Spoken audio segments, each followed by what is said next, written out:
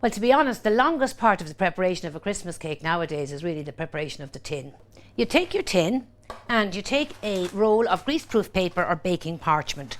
Now, to be honest, I prefer the baking parchment or else a good quality greaseproof paper, because if it's too thin or of an inferior quality, it's going to stick to the cake and you don't want that.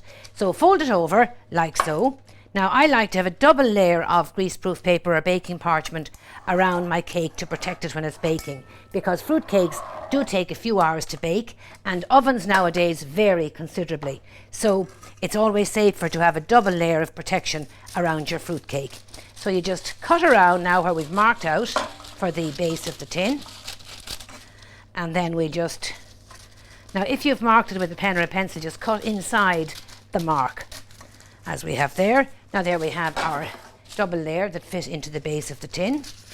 Now the next stage, I'd keep that for doing base lining other tins, which we'll show you a little later on.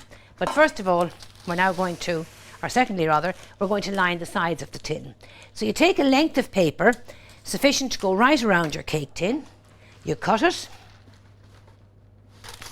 And as I've said, we double layered the base of the tin. I'm going to treble layer the sides to give them proper protection. So we just fold the paper in three.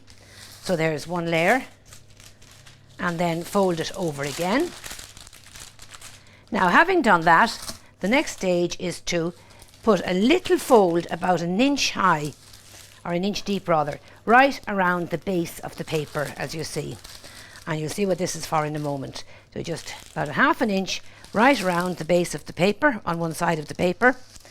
Now, having done that, you take the edge of your board or your worktop, or indeed the door of the press will do, and just run the paper along the edge.